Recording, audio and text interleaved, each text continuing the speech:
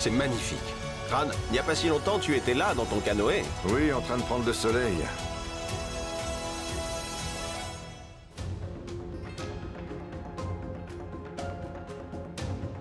Les rapides mortellement dangereux auxquels Ran et ses hommes ont dû faire face sur le fleuve Fraser avaient déjà fait de nombreuses victimes.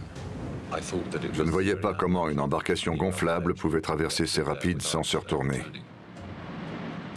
Mais sans meilleure option, Ran a néanmoins décidé de tenter sa chance.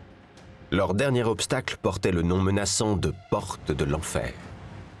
Ran tient à me montrer ces rapides au plus près, ce qui m'inquiète un peu.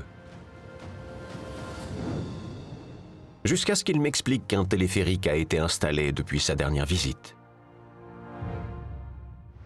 L'atmosphère est particulière avec les nuages. Ouais. On monte dans l'une de ces télécabines pour descendre? Oui, excellente idée, excellente idée. Tu as ton permis de pilote de télécabine? Bien sûr. Bon, très bien. J'espère que tu n'as pas oublié le tien. Je l'ai raté 2 fois, mais je peux nous conduire jusqu'en bas. À mesure que nous nous rapprochons, et tandis que Ran semble impassible, je suis frappé par la puissance et le tumulte des eaux du Fraser, qui s'engouffrent dans un passage d'à peine 35 mètres de large, juste en dessous de nous. C'est magnifique. Ran, il n'y a pas si longtemps, tu étais là, dans ton canoë. Oui, en train de prendre le soleil. Je me demande quel effet ça t'a fait d'entendre le grondement de la porte de l'enfer. On l'entendait déjà à 25 km. En arrivant, nous étions pour le moins nerveux. Regarde, C'est là que vous êtes passé. Incroyable. c'est ce passage en forme de V qui était très effrayant. Je me souviens.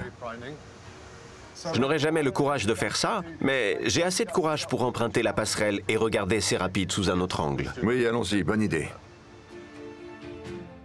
En arrivant ici lors de son expédition, Simon Fraser a choisi de contourner les rapides en portant son embarcation.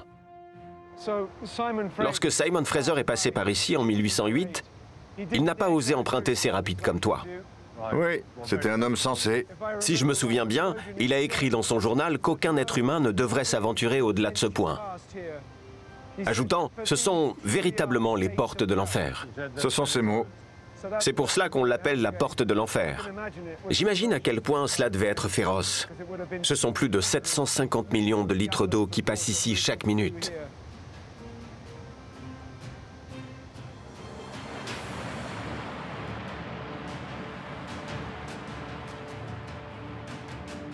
Mais en 1971, Ran et ses hommes ont fait ce que Fraser n'avait pas osé faire. Tu as dû te sentir euphorique après avoir passé cet endroit. Oui, en partie parce qu'il était nommé Porte de l'Enfer. Nous étions en effet très soulagés de l'avoir passé. Très soulagé. Quel euphémisme. Mais j'imagine bien Ran, il y a toutes ces années, se tournant déjà vers l'étape suivante. Comme aujourd'hui, lancé dans cette nouvelle aventure.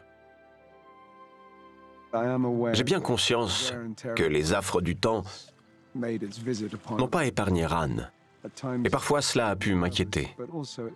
Mais parfois, cela me rend admiratif. De lui, de ses efforts et de la détermination humaine.